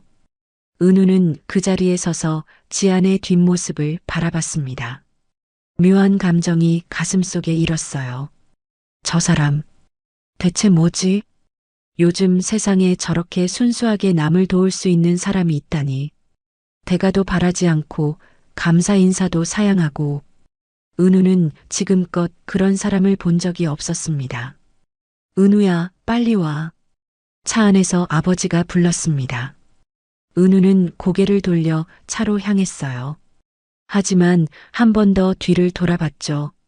지안의 모습은 이미 모퉁이를 돌아보이지 않았습니다. 은우는 차에 올라타며 생각했어요.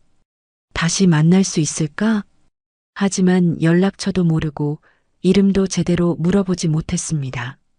그저 SNS에서 본 이지안이라는 이름만 기억날 뿐이었어요. 차가 출발했습니다. 은우는 창밖을 바라보며 계속 지안을 생각했어요. 한편 경찰서를 벗어난 지안은 천천히 거리를 걸었습니다.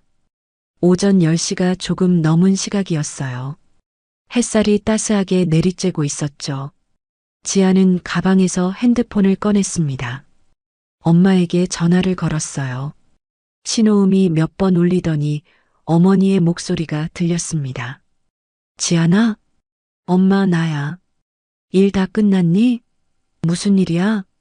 지안은 미소를 지으며 말했습니다.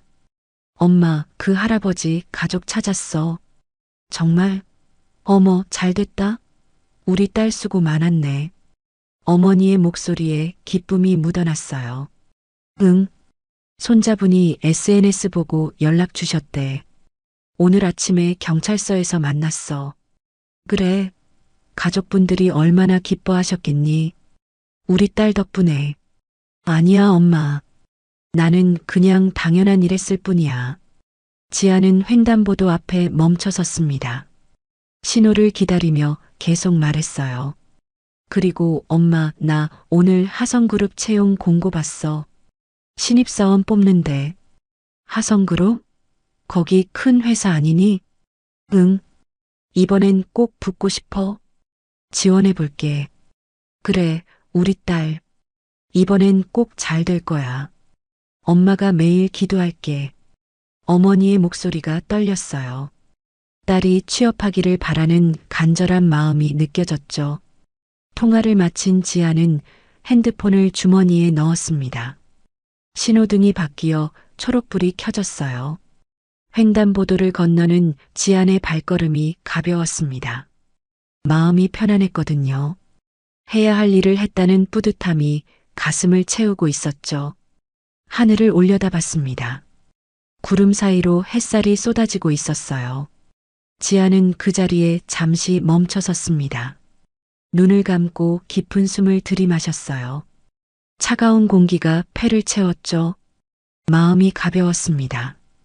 해야 할 일을 한 사람만이 느낄 수 있는 고요한 평화가 지안을 감싸고 있었어요. 지난 며칠이 주마등처럼 스쳐갔습니다. 새벽 편의점 앞에서 만난 노인, 비 오는 날 무인 카페, 아버지의 옷을 건네던 순간, SNS에 글을 올리던 밤, 그리고 오늘 아침 경찰서에서의 재회. 모든 것이 꿈 같았어요. 하지만 분명한 현실이었죠. 잘 됐어. 정말 잘 됐어. 지아는 작게 중얼거렸습니다. 다시 걸음을 옮겼어요. 지하철역으로 향하는 발걸음이었죠. 오늘은 학교에 가서 졸업 준비를 마무리해야 했습니다.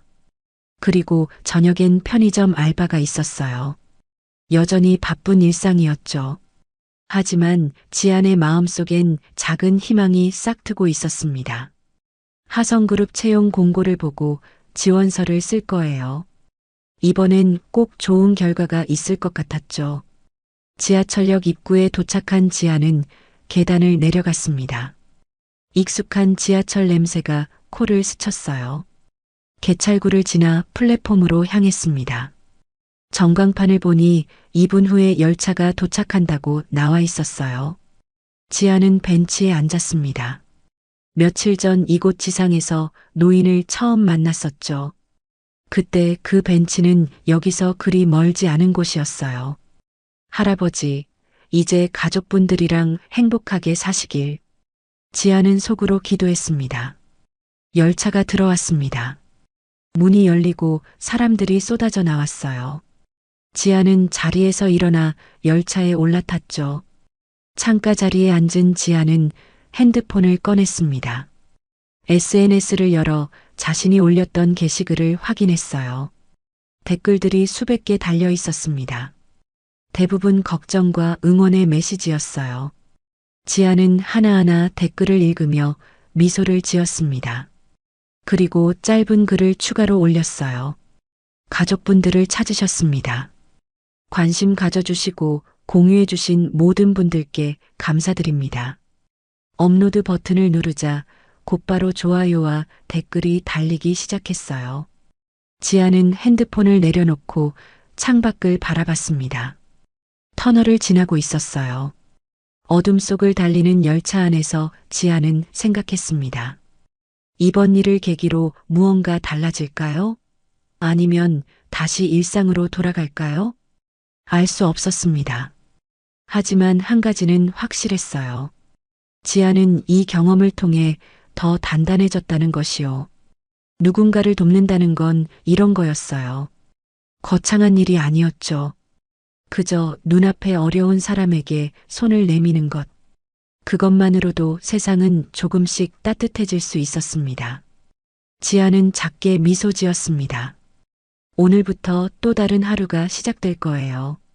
하지만 이제 지안의 마음속엔 따뜻한 기억이 하나 더 생겼습니다.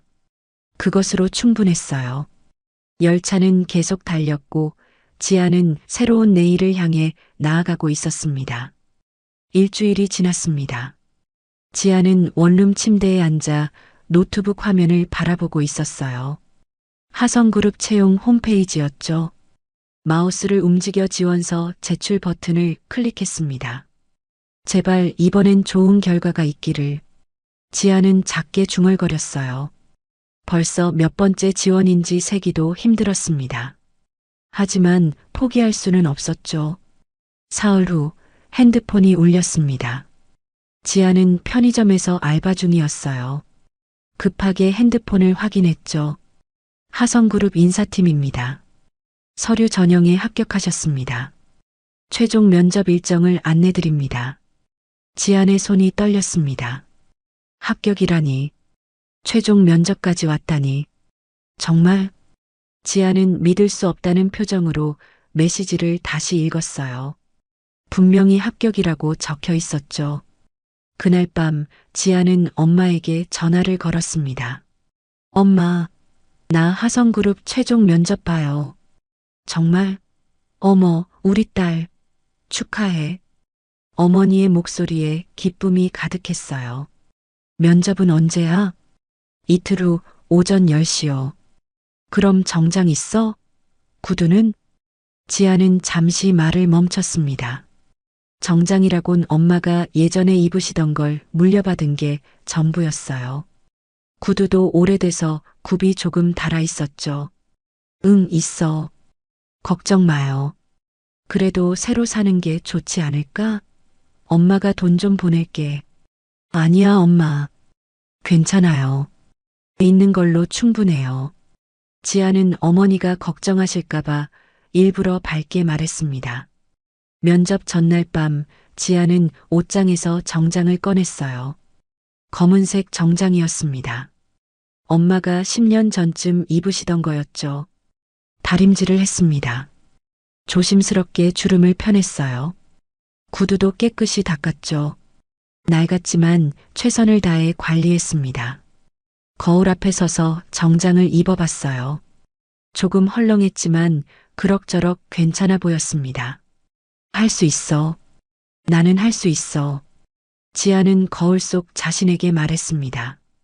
면접 당일 아침 지아는 일찍 일어났어요. 새벽 6시였죠. 샤워를 하고 머리를 단정하게 묶었습니다. 화장은 최소한으로만 했어요. 정장을 입고 구두를 신었습니다. 가방을 챙기고 현관문을 나섰어요.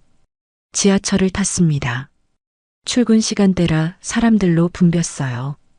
지아는 손잡이를 꼭 잡고 흔들리는 차 안에서 균형을 잡았죠. 긴장하지 마. 침착하게 대답하면 돼. 지아는 속으로 면접 준비를 했습니다. 예상 질문들을 머릿속으로 되새겼어요. 1시간 후 하성그룹 본사 앞에 도착했습니다. 지아는 고개를 들어 건물을 올려다봤어요. 유리로 된 고층 빌딩이 하늘을 찌를 듯 높이 솟아 있었습니다. 와, 입구로 들어섰습니다. 로비가 웅장했어요. 대리석 바닥이 반짝거렸고 높은 천장에는 샹들리에가 걸려 있었죠. 지아는 주눅이 들었습니다. 나 같은 사람이 여기서 일할 수 있을까? 하지만 곧 고개를 저었어요. 지금은 그런 생각할 때가 아니었죠. 안내 데스크로 향했습니다. 저기 면접 보러 왔는데요. 신입사원 면접이세요? 이름 말씀해 주세요. 이지안입니다. 직원이 컴퓨터를 확인하더니 미소를 지었어요. 확인됐습니다. 15층 면접실로 올라가시면 돼요. 엘리베이터는 저쪽입니다. 감사합니다. 지아는 고개를 숙여 인사하고 엘리베이터로 향했습니다. 다른 면접자들도 몇 명 보였어요. 모두 긴장한 표정이었죠.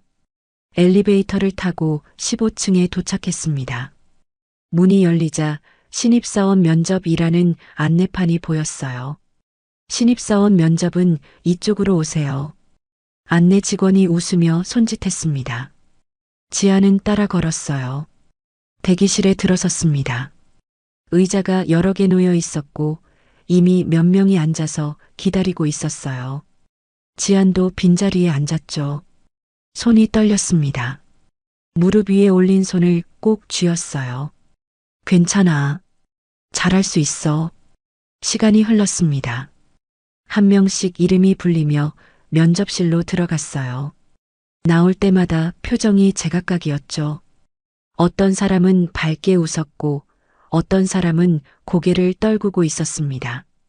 이지안님, 드디어 지안의 이름이 불렸습니다. 지안은 자리에서 일어났어요.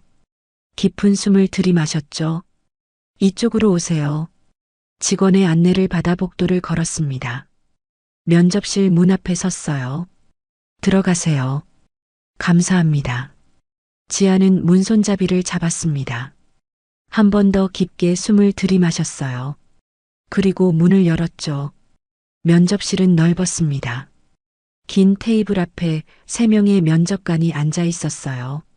지안은 문을 닫고 앞으로 걸어갔습니다. 그리고 인사를 하려고 고개를 들었어요. 그 순간 지안의 눈이 커졌습니다. 가운데 앉아 있는 사람, 하얀 머리에 정장을 입은 그 노인. 지안은 입을 벌린 채 그를 바라봤어요. 믿을 수가 없었죠. 정호도 지안을 보자마자 눈이 커졌습니다. 이 아가씨? 정호의 목소리가 울렸어요. 지안은 황급히 입을 틀어막았습니다. 어르신? 지안은 당황해서 어쩔 줄 몰랐어요. 저분이 여기 왜 계신 거죠? 면접관이라니? 옆에 앉아있던 다른 면접관들도 의아한 표정으로 정호를 바라봤습니다. 회장님, 아시는 분이신가요? 정호는 천천히 고개를 끄덕였어요. 얼굴에 따뜻한 미소가 번졌죠. 그렇네. 이 친구, 특별한 인재지. 지안은 얼어붙은 채 서 있었습니다. 회장님이라고요? 저 할아버지가 회장님이셨어요? 정호가 손짓했습니다. 앉게. 네.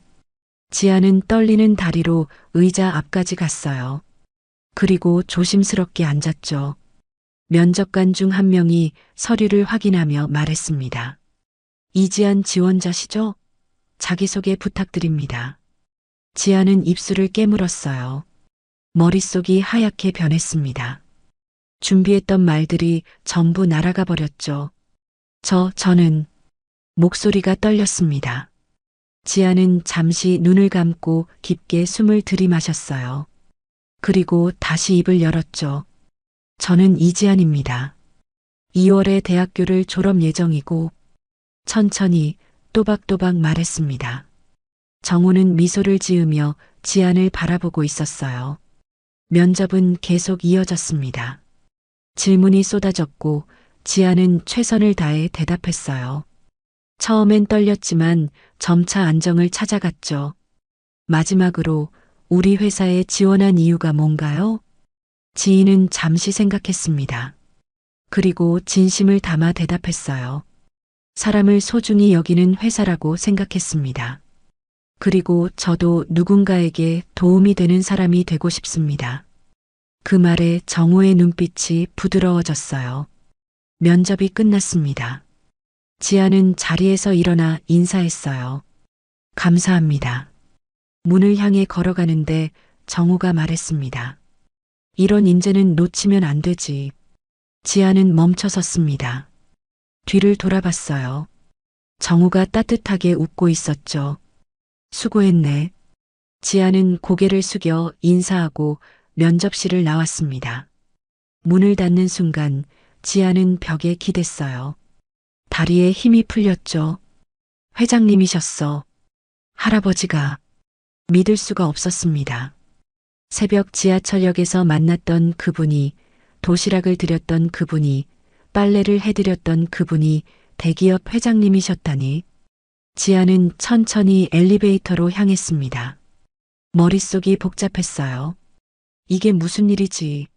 하지만 동시에 가슴 한구석이 따뜻해졌습니다.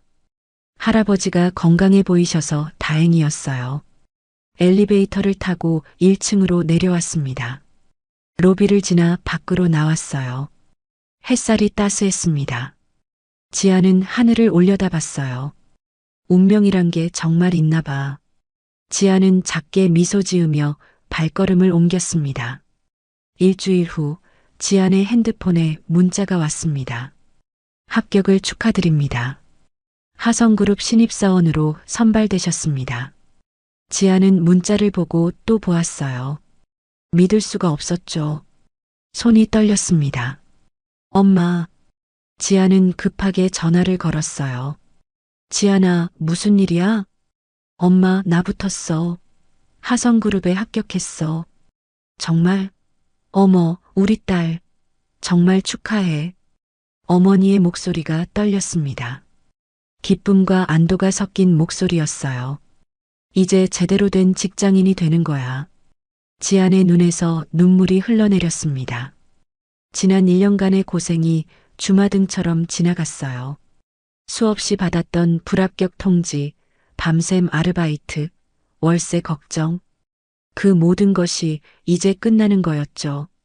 엄마, 이제 나 엄마 아빠 편하게 해드릴 수 있어. 그래, 우리 딸. 정말 잘했어.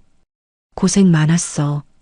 2월 말, 지아는 하성그룹 신입사원 교육을 받았습니다. 같은 기수로 들어온 동기들이 20명쯤 되었어요. 모두가 설렘과 긴장으로 가득 차 있었죠. 교육이 끝나고 배치 발표가 났습니다. 지아는 전략기획실에 배정됐어요. 전략기획실? 거기 엘리트들만 모인다던데. 동기 중 하나가 부러운 눈빛으로 말했습니다. 지아는 어리둥절했어요. 첫 출근 날, 지아는 전략기획실 문을 열었습니다. 넓은 사무실에 책상들이 정돈되어 있었어요. 신입사원 이지안입니다. 잘 부탁드립니다. 지안이 인사하자 직원들이 하나둘 고개를 들었습니다. 그리고 한 명이 자리에서 일어났어요. 어서 오세요. 저는 박은우 과장입니다. 은우였습니다. 지아는 눈이 커졌어요. 아, 안녕하세요. 은우는 미소를 지으며 손을 내밀었습니다. 잘 부탁드립니다. 이지안 사원. 그렇게 두 사람의 인연이 다시 시작됐습니다. 처음 몇 주는 어색했어요. 지안은 은우가 회장님의 손자라는 걸 알고 있었고, 은우도 지안이 할아버지를 구해준 사람이라는 걸 알고 있었죠. 하지만 회사에서는 그저 상사와 부하 직원이었습니다. 업무는 쉽지 않았습니다. 지아는 밤늦게까지 남아서 일했어요. 하지만 불평하지 않았죠. 이 기회가 얼마나 소중한지 알고 있었으니까요. 어느 날 밤 지안이 혼자 야근을 하고 있는데 은우가 다가왔습니다. 아직도 일하세요? 네, 거의 다 끝났어요. 은우는 지안의 옆자리에 앉았어요. 커피 한 잔 하실래요? 네, 감사합니다. 자판기 앞에서 커피를 뽑으며 은우가 조심스럽게 말했습니다. 저기 그때 정말 감사했어요. 할아버지 구해주셔서. 지아는 고개를 저었어요. 아니에요. 저는 당연한 일을 했을 뿐이에요. 당연한 일이라고요? 은우가 되물었습니다. 요즘 세상에 그렇게 할 수 있는 사람이 얼마나 될까요? 대가도 바라지 않고 진심으로. 지아는 잠시 생각하다가 말했습니다. 제가 만약 그 할아버지였다면 누군가 저를 도와주길 바랐을 것 같아요. 그래서 했을 뿐이에요. 그 말에 은우는 아무 말도 하지 못했습니다. 다만 지안을 바라볼 뿐이었죠. 시간이 흘렀습니다. 봄이 왔고 여름이 지나갔어요. 지안은 점점 업무에 익숙해졌습니다. 은우는 지안을 꼼꼼히 가르쳐 주었죠. 어느 날 팀회식 자리에서 선배 하나가 물었습니다. 은우 과장님, 결혼은 언제 하실 거예요? 은우는 잠시 지안을 보다가 웃으며 대답했어요. 글쎄요. 좋은 사람 있으면. 그날 밤 회식이 끝나고 지안과 은우는 함께 걸었습니다. 회사 근처 공원이었어요. 지안 씨, 은우가 멈춰 섰습니다. 지안도 걸음을 멈췄어요. 네. 은우는 깊은 숨을 들이마셨습니다. 지안 씨가 좋습니다. 지안의 눈이 커졌어요. 은우는 계속 말했죠. 처음 할아버지를 찾았을 때부터 그랬던 것 같아요. 은우의 목소리가 떨렸습니다. 저와 사귀어 주시겠어요?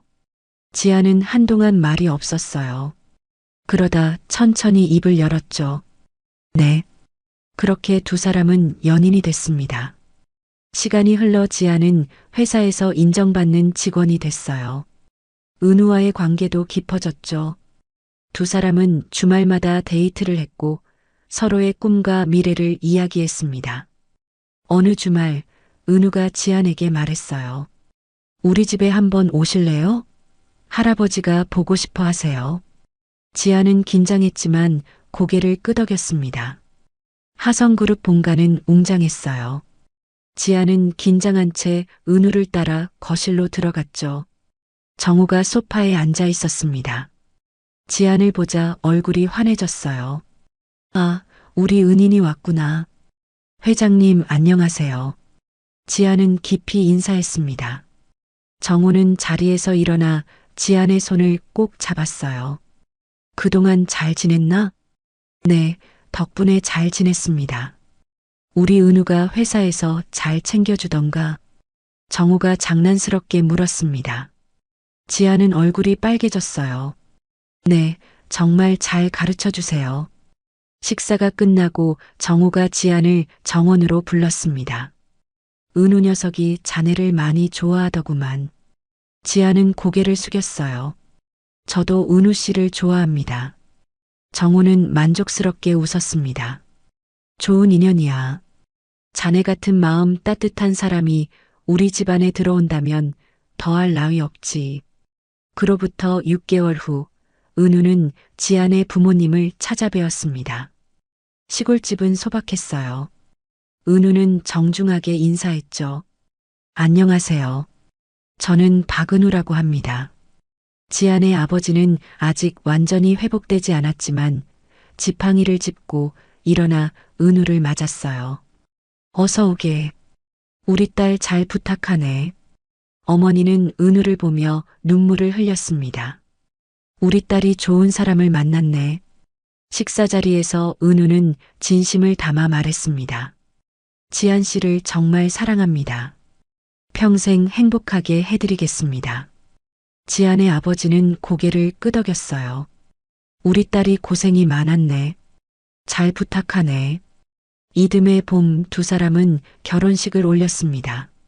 작은 예식장이었지만 따뜻함으로 가득했어요.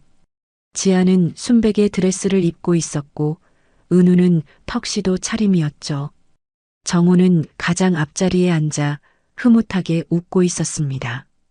옆에는 아들 부부가 함께였어요. 지안의 부모님도 자리에 계셨습니다. 어머니는 계속 눈물을 닦고 있었죠. 신부 입장하겠습니다. 음악이 흐르고 지안이 아버지의 팔에 기대어 걸어왔습니다. 아버지는 지팡이를 짚고 천천히 걸었어요. 딸의 손을 꼭 잡고 있었죠. 버질로드를 걷는 지안의 눈에서 눈물이 흘렀습니다. 지난 모든 순간들이 떠올랐어요. 편의점 알바, 불합격 통지, 새벽 지하철역에서 만난 할아버지, 그리고 지금 이 순간. 은우는 지안을 보며 환하게 웃고 있었습니다. 신랑 신부에게 평생 함께하겠다는 서약을 받겠습니다. 네. 두 사람은 서로를 바라보며 대답했어요. 박수가 터져 나왔습니다. 정우는 손수건으로 눈물을 닦았어요. 피로 연장해서 정우는 마이크를 잡았습니다. 오늘 이렇게 좋은 자리에 와주신 모든 분들께 감사드립니다. 정우의 목소리가 울렸어요. 저는 작년 겨울 기억을 잃고 거리를 헤맸습니다. 그때 한 젊은 여성이 저를 구해줬죠. 사람들이 조용히 귀를 기울였습니다. 그 여성이 바로 오늘의 신부입니다. 지안이가 아니었다면 저는 지금 이 자리에 없었을 겁니다. 정우는 지안을 바라봤어요. 세상이 차갑다고들 하지만 저는 그날 알았습니다. 세상이 아직 따뜻하다는 걸. 그리고 그걸 저 아이가 알려줬습니다. 박수가 쏟아졌습니다. 지안은 눈물을 닦으며 정우에게 고개를 숙였어요. 그해 가을 정우는 중대 발표를 했습니다. 이제 회사 경영에서 물러나려 합니다. 임원회의실에서 정우가 말했어요. 박진수 부회장에게 모든 것을 맡기겠습니다. 제 나이도 이제 많고 건강도 예전 같지 않으니 정우는 은우를 바라봤습니다. 박은우 과장도 박진수 부회장을 잘 보좌하거라. 네, 회장님. 정우는 은퇴 후 시골로 내려가기로 했습니다. 아내의 묘소가 있는 그곳으로요. 이제 당신 곁에 가서 조용히 지내고 싶네. 정우는 아내의 사진을 보며 중얼거렸습니다. 시골집은 작았지만 평화로웠어요. 정우는 아침이면 묘소를 찾아가 아내에게 말을 걸었죠. 당신, 나 이제 여기 왔소. 이제 매일 당신 보러 올 수 있겠소. 주말이 되면 은우와 지안이 찾아왔습니다. 할아버님, 지안이 밝게 인사하며 들어왔어요. 손에는 음식이 가득 담긴 보따리를 들고 있었죠. 어서 오너라. 멀었을 텐데. 정우는 두 사람을 반갑게 맞았습니다. 함께 식사를 하고 산책을 하고 이야기를 나눴어요. 정우는 행복했습니다. 어느 주말 산책을 하다가 정우가 말했습니다. 은우야, 지안아. 네, 할아버지. 두 사람이 대답했어요. 정우는 묘소를 바라보며 말했죠. 나는 참 복받은 사람이야. 당신을 만났고 좋은 자식과 손자를 뒀고. 정우는 잠시 말을 멈췄습니다. 그리고 지안이를 만났지. 가장 힘들 때, 가장 외로울 때 자네가 나타나 구해줬어. 지안은 정우의 손을 꼭 잡았어요. 제가 할아버님께 감사드려야 해요. 할아버님 덕분에 은우 씨를 만났고 이렇게 행복해졌으니까요. 정우는 웃으며 두 사람을 바라봤습니다. 세상이 아직 따뜻하다는 걸 자네가 알려줬어. 사람이 사람을 구할 수 있다는 걸, 작은 선의가 얼마나 큰 기적을 만들 수 있는지. 해가 저물고 있었습니다. 세 사람은 나란히 서서 노을을 바라봤어요. 따뜻한 빛이 세상을 물들이고 있었죠. 그날 밤 지아는 핸드폰을 꺼내 예전 SNS 게시글을 다시 확인했습니다. 그 글 아래에는 수천 개의 댓글이 달려 있었어요. 지아는 천천히 스크롤을 내리며 읽었죠. 세상이 아직 살만하네요. 이런 따뜻한 이야기가 있어서 감사합니다. 당신 같은 사람이 있어서 세상이 따뜻합니다. 지아는 미소를 지으며 핸드폰을 내려놓았습니다. 창밖으로 별이 총총히 빛나고 있었어요. 은우가 다가와 지안의 어깨를 감쌌죠. 뭐 봐? 예전 일 생각하고 있었어요. 할아버지 만난 거? 네. 은우는 지안을 꼭 안았습니다. 당신을 만난 건 내 인생 최고의 행운이야. 지안도 은우를 안았어요. 저도 그래요. 두 사람은 창밖의 별을 바라봤습니다.